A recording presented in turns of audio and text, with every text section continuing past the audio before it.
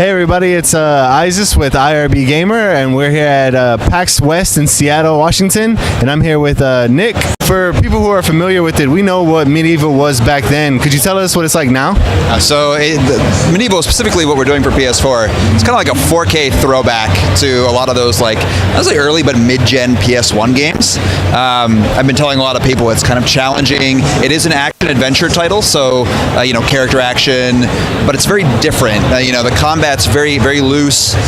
There's lots of puzzle elements to it. There's lots of adventure elements. The game actually has an open-ended structure, so you go linear through some levels and then it kind of opens up, so you go back and forth.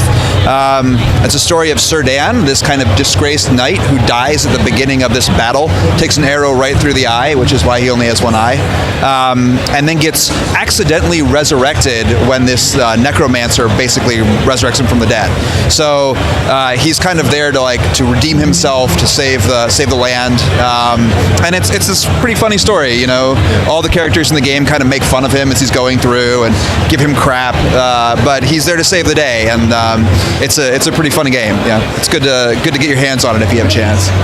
And there's a lot of games being revitalized recently with Crash Bandicoot and Spyro, and so a lot of the concerns that some of the older fans might have is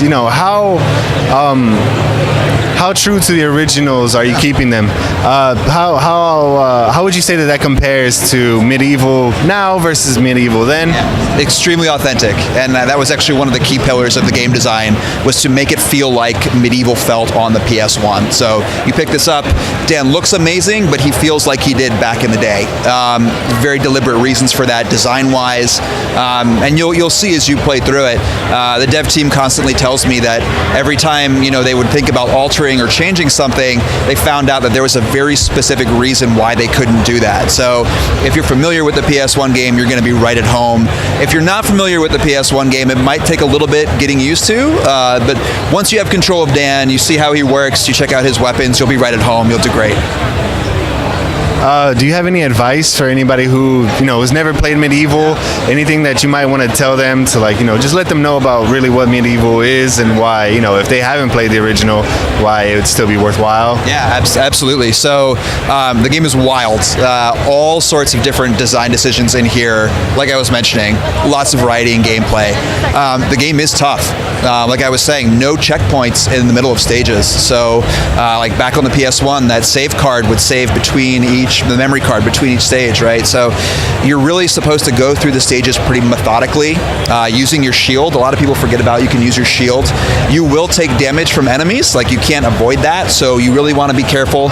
You want to collect all the optional weapons in the game. Some of those bosses are really tough, and just explore and take your time with it. The more you rush through Medieval, the more you get Dan's bony butt kicked. But Dan was never a fighter back when he was alive, so that kind of makes sense. But yeah, take your time, play methodically. This is one of those games where I would have had a strategy guide when I played it back in the day, and we've actually designed it so that you could play it still with those original strategy guides and make it through the game just fine. So if you have trouble with things, look it up. Some of those puzzles are tough, and just have fun with it. It's supposed to be a throwback, so don't get frustrated because you can't figure something out. You have to work for it. But that's my advice. Be patient, look stuff up, have a good time with it. Yeah, it's definitely a different era in gaming. So can you go ahead and give me the price point and release date for Medieval? Absolutely. We are at $29.99 for the standard edition. There's a digital deluxe on the PlayStation Store that's $39.99, has a bunch of extra stuff in it, and we are out on October 25th, just in time for Halloween. Sensational. Great. All right. Well, thanks for talking with me, Dan. It's been great seeing you and talking to you here at PAX. Absolutely. Yeah, have a good time. Nice to see you.